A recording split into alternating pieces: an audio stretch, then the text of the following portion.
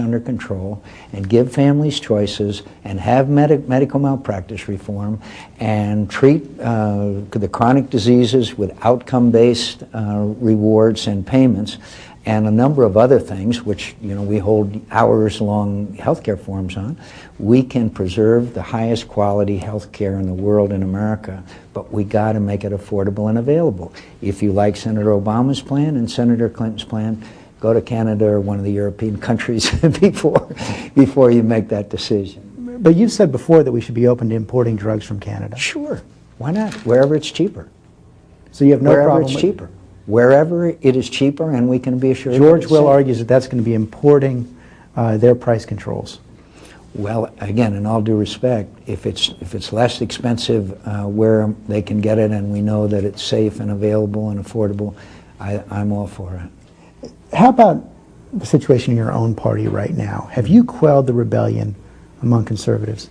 I think we're making progress there, George. Primaries are tough to start with, as you well know, and so we've got to heal those up, and we're making progress in that direction. A man of great character and conviction who has done much for his country. I got the Republican leadership in the House endorsement, and the things that we've been doing. A number of the, quote, conservatives are coming over to our side. But I've got a lot of work to do to unite the party, and I'm trying to do that. Rush Limbaugh says he's doing you a favor by not endorsing you. Like, if I really wanted to torpedo McCain, I would endorse him.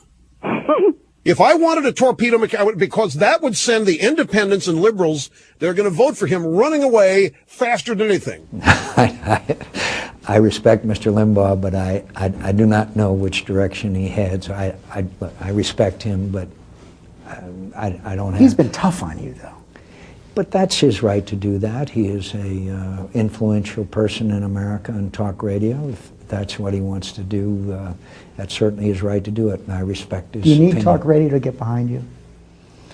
Well, I'd like to, obviously, have every part of our base behind us, and I hope that if anyone wants to meet with me, I'm certainly willing to meet with them, and we are making, as I say, we are making progress, and we've got time, but I'm working hard at it. You've talked a lot about taxes and spending today, Sure. and that's what economic conservatives worry about. Social conservatives are most worried about judges in the Supreme Court. And from talking to them, I get the sense that their biggest fear is that there's going to be another David Souter on the court. Well, one of the ways I can reassure them is that the White House will tell you that I was one of those who played an active role in the confirmation of Justices Alito and Roberts.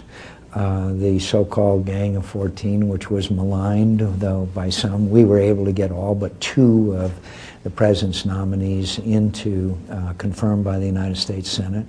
I have pledged that I will nominate only people to the bench that strictly interpret the Constitution of the United States, and I hope that I can assure them of that commitment. Can you name some candidates out there who meet that criteria?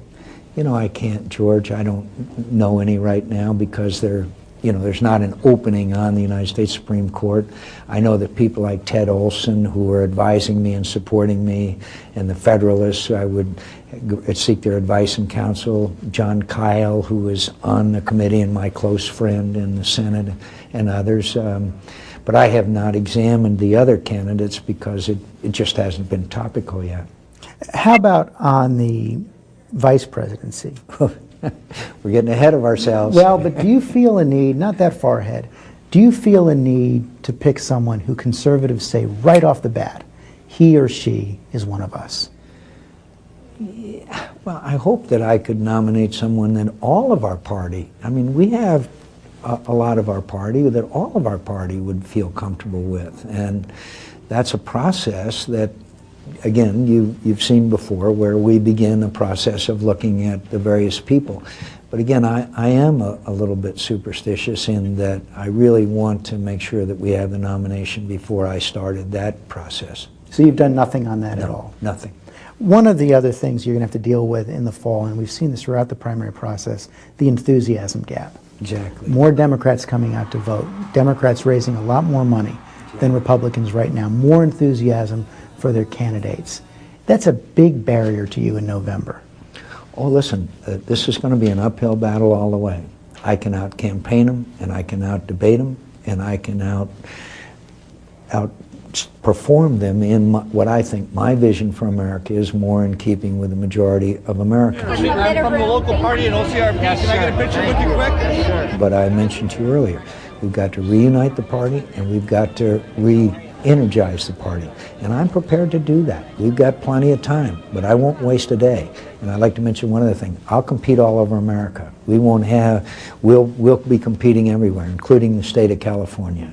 Including California? Excuse me, California, yes. We're just about out of time. You know, the last time I was on the trail with you, I've seen you since then, but the last time I was on the trail with you was in Iowa last summer. It was back in June. Your campaign was in a lot of trouble. I talked to a lot of people about your campaign this week, and here's what the phrase they use when they talk about your campaign. Dead man walking. How did you come back? I think we went and told everybody the truth. We had the town hall meetings. I told you back then I thought I could out-campaign my opponents because I love it. I think also that we had a kind of a seminal experience. I was in Baghdad over 4th of July. 688 brave young Americans re-enlist to remain in the military and fight there that could have gone home. I was inspired by that. I said, look, we're going to take on this surrender that the Democrats want to have. Harry Reid had declared the war lost. They were all saying they were going to set a quick date for withdrawal. We fought it off. The surge started succeeding, and we started succeeding in our campaign. And I've been very, very lucky and worked hard, and I'm very humble. And I believe that this isn't about personality. It's about serving. Senator, thanks very much. Thanks for having me on again.